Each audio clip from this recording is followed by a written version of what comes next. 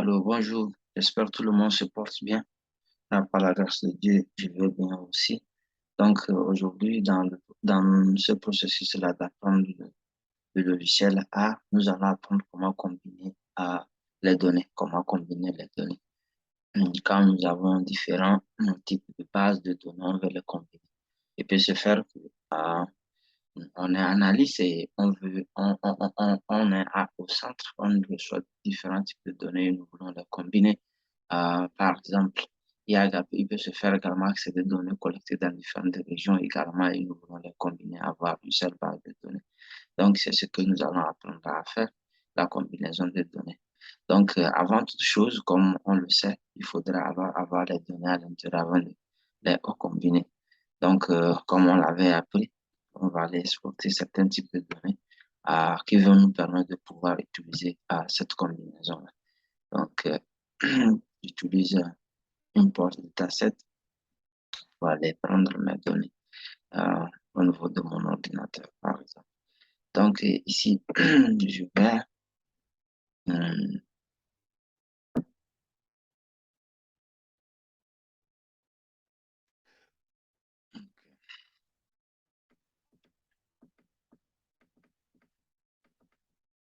donc, je prends d'abord Experiment 2017, par exemple, euh, que j'importe dans l'environnement de A.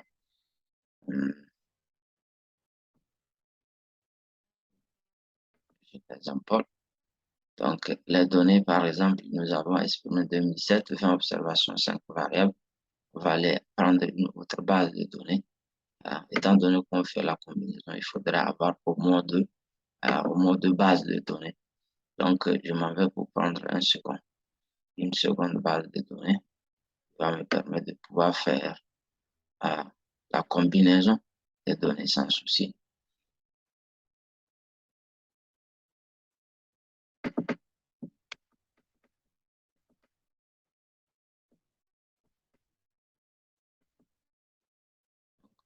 Interview 2019. Donc, je prends également, j'importe également interview 2017 et 2019 chez ces données. Donc, nous avons deux bases de données. Comme toutefois, vous pouvez le voir, nous avons deux bases de données. La première base de données, ici, expériment 2017, et 20 observations, 5 variables, et interview 2019, ce sont 11 observations, 3 variables. Donc, ici, par exemple, la base de données qui est ouverte est interview 2017, et nous pouvons voir un certain nombre de choses ici. Nous avons les noms, nous avons genre, nous avons accès. OK? Donc, on va voir également la structuration, comment un expériment 2017 se présente. Nous avons ça également. Pharma, bon. À la place de name, on a mis pharma et les noms ici arrivent. Nous avons contrôle, traitement, latitude et longitude. OK. Donc ici, pour la première méthode que nous allons utiliser pour combiner les données, c'est cette méthode-là, quand vous combinez les données, prend en compte seulement les choses qui sont en commun. Donc ici, par exemple, là, on a mis pharma, nous avons les noms des personnes, les noms des participants. Également, au niveau de l'autre côté, au niveau des euh, interviews 2019, on a name, on a également les noms des participants. Mais il se fait qu'il y a des noms qui sont dans euh, euh, experiment, non, qui sont dans interview 2019, qui ne sont pas dans experiment. Donc, vice-versa. Donc, la première combinaison consisterait maintenant à prendre seulement ensemble après seulement ensemble, ces bases de données qui ont les mêmes noms, par exemple. Donc, c'est la première combinaison. On aura également à voir cette combinaison qui va nous permettre de toutefois prendre tout ce que nous voulons.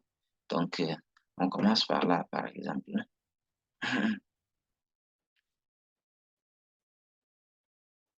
Donc, comme toutefois on le signale, quand on est dans art pour faire des choses, quelque chose que nous voulons faire, on a des spécificités. Donc, ce que nous voulons faire, par exemple, nécessite un package. Il y a des packages qui sont alloués à ça, et ces histoires-là.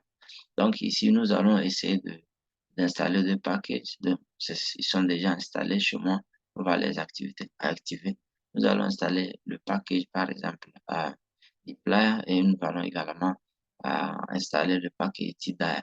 Donc, ici, par exemple, pour l'installation, on le fait comme ça. Là, et on exécute. Après avoir installé ça, on active la librairie. Donc, j'aime pas exécuter l'installation, la commande d'installation parce que je l'ai déjà. On installe une fois de bon, donc je l'ai déjà. Voilà, je vais maintenant venir l'activer puisque j'ai déjà l'installation, j'ai déjà le package installé. J'ai déjà le package installé, donc j'active seulement et, euh, ce package. Donc, il est en train d'arriver.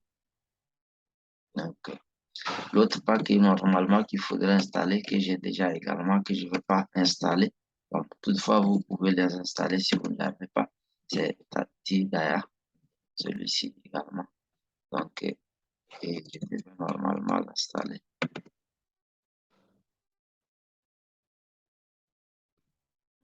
Je l'ai déjà également, donc ce que je dois faire, que je peux faire par exemple, c'est de activer également la librairie.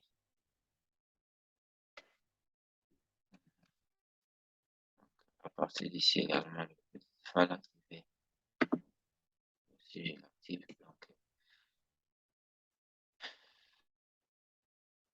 donc également, je peux également faire le suivi à partir d'ici. Voici vraiment mes packages, ces packages-là que je voudrais utiliser sont à activer. Donc, au niveau de package également, je peux aller voir si c'est activé. Donc, ici, par exemple, pour savoir s'il y a un package activé, quand on s'en va là, on s'en va juste au niveau de deploy, par exemple. Je descends au niveau de deploy pour que c'est coché. Cela voudrait dire que c'est activé. D'ailleurs, également, je peux faire cette vérification. Ceux qui sont cochés là, c'est ceux-là qui sont activés. Hein. On peut le voir, d'ailleurs aussi coché. Donc, toutefois, je peux d'une manière ou d'une autre faire ce que je voulais faire. Donc, pour comment l'appelle-t-on? La combinaison, je vais utiliser par exemple la méthode de InAjoin. InAjoin nous permet par exemple, comme on est en train de dire, faire la combinaison de ce que nous avons en commun dans les bases de données. Donc, en supposant que ma première base de données, c'est Experiment 2007, et la seconde base de données, c'est Interview 2019. Yeah.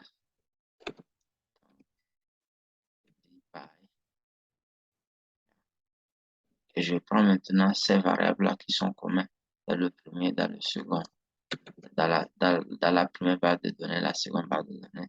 Au niveau d'expérience 2017, là où il y a les noms, j'ai le nom de variable, c'est Fama. Et ici, là où il y a les noms au niveau de l'interview 2019, le nom, c'est là-bas, on a mis name. Si je me trompe, on va le vérifier.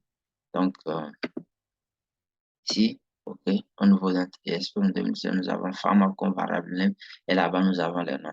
Donc, ici, par exemple, au niveau interview, on a mis name. Donc, c'est là-bas qu'il y a les noms qui sont en commun, les noms qui ne sont pas en commun. Donc, d'une manière ou d'une autre, c'est ça. C'est les deux variables que je vais utiliser pour combinaison, par exemple. Donc, j'ai mis la première base de données, la deuxième base de données. Mais plus important ici, il faudrait suivre vraiment l'ordre. Le nom de variable, là, le premier nom de variable que j'ai mis ici appartient à expérimental 2007 et le deuxième nom de variable appartient à Intel 2007. C'est très important de suivre cet ordre-là. Maintenant, donc, je peux toutefois faire ça, je peux exécuter et pouvoir voir ce que ça va nous donner. Voilà, le résultat, il est déjà là. Comme vous pouvez voir, nous avons, ok, je vais reprendre et avoir ça sur une même ligne. Que vous voulez voir, vous pouvez voir.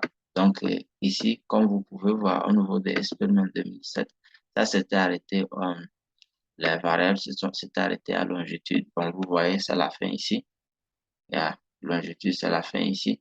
Et maintenant, au niveau de l'interview 2017, nous avons fumé les yes qui viennent continuer la suite fumé les yes.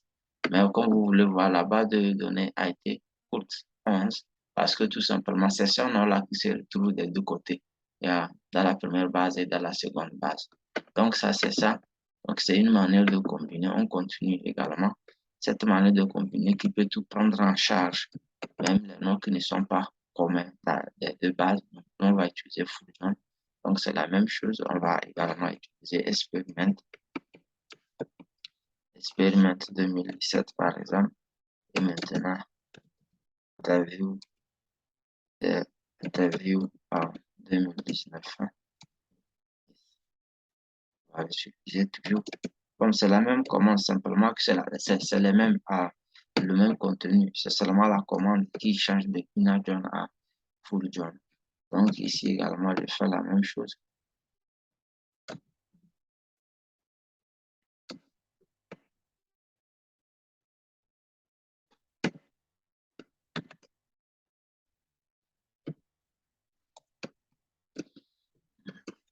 Donc je fais la même chose. Simplement, je répète tout, hein, parce que simplement que j'ai utilisé ici seulement full join. Quand je mets ça par exemple, là, mal fermé, ou parenthèse devait être fermée à partir d'ici. Donc ça, il y a deuxième. L'exécution, on va voir ce que ça va nous donner. Donc, je ramène ça un peu comme ça. Exécute.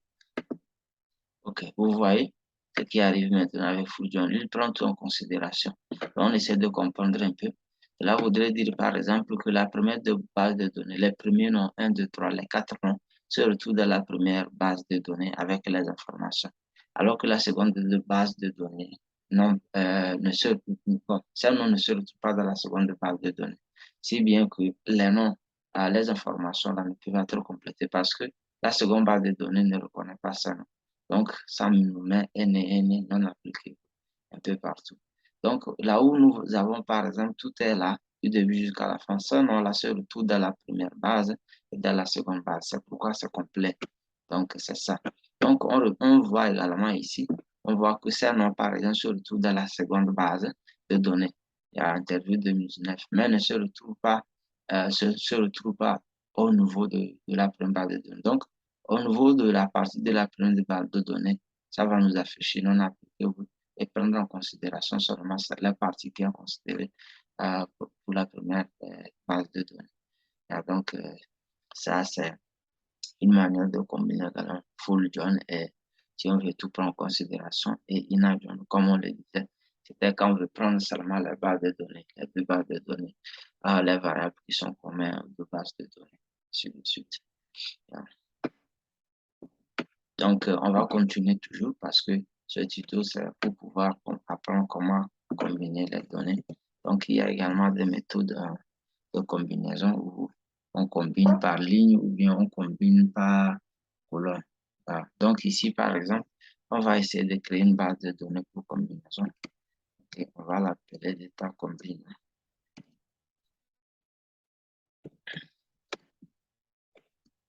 Donc,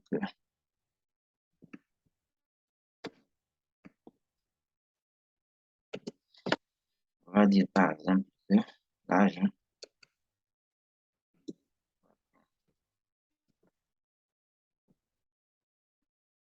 4 variables,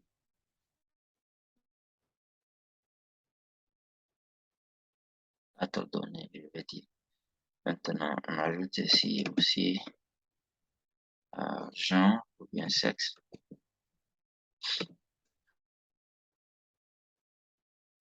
Bon, on va se dire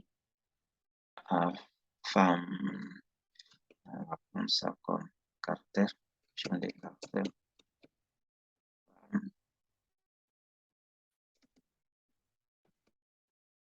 Homme. Et on va dire encore femme.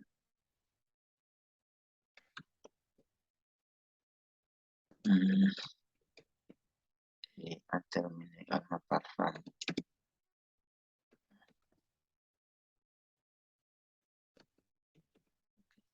Donc, on peut ajouter une troisième variable qui est éducation, par exemple.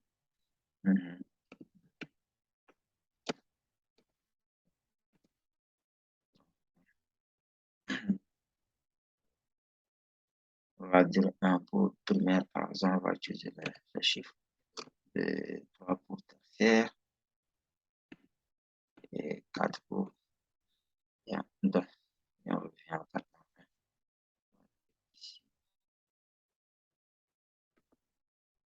je vais créer une base de données comme ça que je vais utiliser pour combinaison. Donc, je vais faire la même chose. Bien. J'essaie de ici pour pouvoir voir ce qui se passe là. Donc, ici, votre data frame qui s'appelle data combine qui s'appelle et voilà data frame qui s'appelle data combine je sais ici sexe éducation 3 variables 4 observations donc je peux exécuter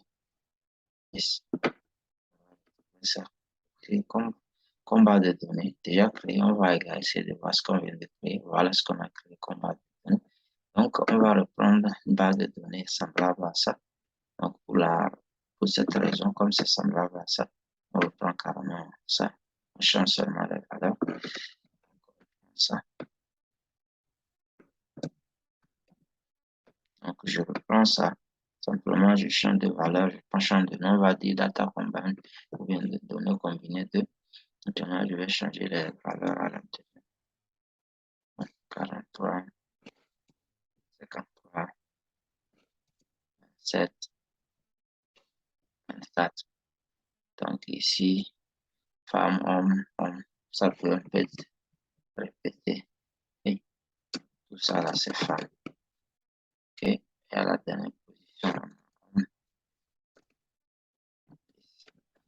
donc ici, également, on change, c'est 1, 1 et 2 et nous donc, ça aussi, on va exécuter pour créer base de données secondaire, une deuxième base de données également. Donc, on a également des temps qu'on vient de créer. Voilà. On a créé une petite base de données, deux bases, petites bases de données pour pouvoir montrer comment faire la combinaison. Par exemple, ici, je veux combiner les deux bases de données par ligne, au niveau de la ligne. Je vais utiliser AirBind. Et maintenant, je vais maintenant combiner. Donc, je fais appel à la première base de données. Je fais appel à la seconde base de données. Je fais ça. Donc, j'exécute. Une fois que j'exécute, donc on va voir ce que ça va nous donner. Les deux bases de données seront combinées par ligne. Donc, ici, la règle, il faudrait qu'au moins ces deux bases de données aient le même nombre de colonnes. C'est pourquoi j'ai créé les choses qui se ressemblent un peu. Donc, ici, j'exécute. Vous voyez, donc ça a mis ensemble tout. Donc, on avait 4 4 partout, c'est devenu 8. Donc, on a fait une combinaison comme ça, comme vous pouvez voir.